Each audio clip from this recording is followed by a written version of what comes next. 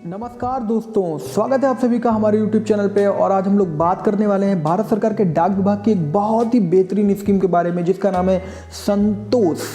अब जैसे कि नाम से पता चल रहा है कि संतोष योजना का मतलब इसको लेने के बाद में हमें कहीं ना कहीं तो थोड़ा बहुत संतोष रहेगा।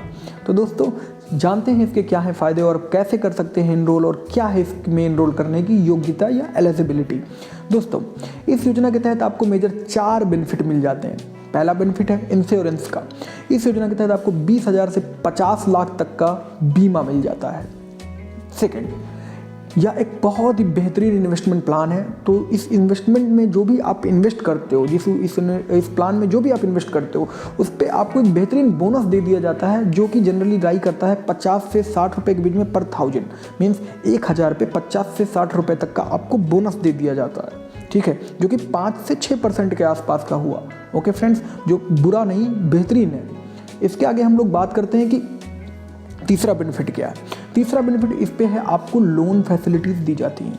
लोन फैसिलिटीज़ क्या है, मान लीजिए 3 साल तक आपने प्रॉपर अपनी किस्तों को भर दिया, आपने प्रॉपर इन्वेस्टमेंट की, तो 3 साल बाद आपको लोन इशू कर दिया जाएगा। आपके सम एश्योर्ड के जो भी आप डिमांड करें 50, 60, 70, 80% तक का लोन आपको इशू कर दिया जाएगा। ओके फ्रेंड्स, तो ये एक बेहतरीन बात हुई।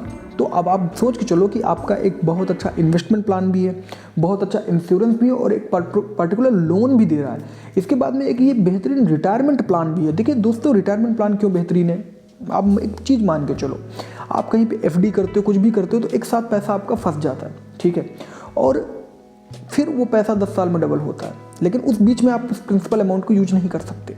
लेकिन इस केस में क्या है, आपकी किस्तें बांध दी जाती। मान लीजिए आपने कहा कि हमें 10 लाख का एक इंश्योरेंस चाहिए, 10 लाख का एक प्लान चाहिए, 10 लाख का एक इन्वेस्टमेंट प्लान चाहिए, और आपको यही एक संतोष योजना में इनरोल करवा दिया गया। इस केस में आपको फ़ायदा क्या मिलेगा कि आपकी किस्तें बांध दी गई, monthly, yearly, half yearly, quarterly. आपको उसी 10 लाख रुपए को डाक विभाग की संतोष योजना में किस्तों में देना है, जो किस्त आप चाहे वार्षिक ले सकते हो, चाहे मासिक, चाहे तिमाही, चाहे छमाही, आप कैसे भी उस किस्त को सिलेक्ट कर सकते हो। अब उस किस्त को आपको डालते चलना है, ठीक है। एक पर्टिकुलर पीरियड ऑफ टाइम के लिए आप सेलेक्ट करोगे कि मैं इन किस्त 10 लाख को 15 साल के अवधि में जमा करना चाहता हूँ, या 20 साल की अवधि में मैं 10 लाख का इन्वेस्टमेंट करना चाहते हो, 25, 30, जितने भी वर्ष के अवधि में आप इन्वेस्ट करना चाहते हो उतनी ही छोटी आपकी किस्त बनेगी। ओके फ्रेंड्स, जो कि एक नॉर्मल मैथमेटिक्स से आप समझ सकते हो। तो मान लीजिए आपने पहली किस्त डाल दी, जिस दिन आपने पहली किस्त डाल दी आपका इंश्योरेंस चालू हो गया, ठीक है। तो आपने पहली ही किस्त से बीमा खुद का करवा लिया। मान लीजिए 10 लाख, 50 लाख, जितने का भी आपने करवाया, 2000, 5000, 500, जितनी भी किस्त बढ़ी उसको डालते ही आपका इंश्योरेंस चालू हो गया। सेकेंड बात, 3 साल आपने लगातार चला ली। अब आपको लोन के लिए किसी के पास नहीं भटकना है, आप पर्सनल लोन उसके आधार पे, उसी पॉलिसी के आधार पे ले सकते हो, ठीक है फ्रेंड्स। तीसरी बात हम लोग बात करते हैं कि आपने लोन की फैसिलिटी देख ली कि इन्वेस्टमेंट में क्या आपको रिटर्न्स इन फ्यूचर मिलेंगे। आप देखोगे, अगर कैलकुलेट करके आप वहाँ पे जो भी आप अथॉरिटी होगी उससे पूछोगे कि मेरी एज 20 है, 25 है, 30 है और मैं 60 की उम्र तक इसमें 10 लाख रुपए या 20, 25, 50 जितना भी इन्वेस्ट करना चाहता हूँ इस योजना के तहत, आप देखोगे कि आपको एक बेहतरीन रिटर्न भी आपकी एज जो भी फैक्टर आप सेलेक्ट करोगे इस पर मिल जाएगा।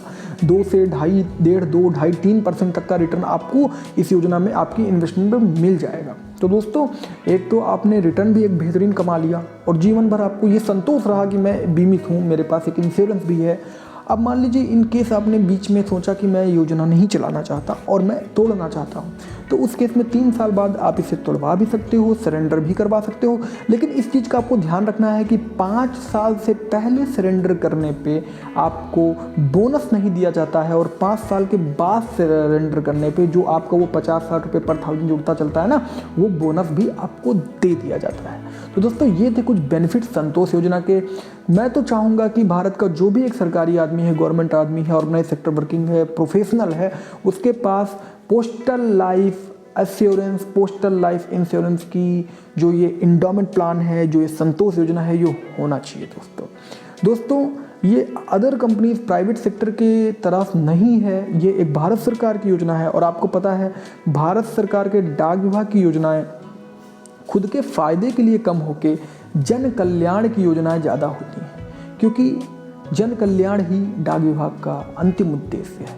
तो दोस्तों नमस्कार, कैसी लगी आपको वीडियो? अगर अच्छी लगी हो तो वीडियो को लाइक करें, चैनल को सब्सक्राइब करें और शेयर करें हर उस बंदे के साथ जो एक प्रोफेशनल है, आपके घर में जो भी है गवर्नमेंट सेक्टर में वर्किंग है, और या फिर आपकी भी नौकरी लगने वाली है या आप तैयारी कर रहे हो, तो आपको याद रखना है कि जॉब लगने के दूसरे ही दिन जाके हमें पोस्टल लाइफ इंश्योरेंस की संतोष योजना में इनरोल करवा लेना है।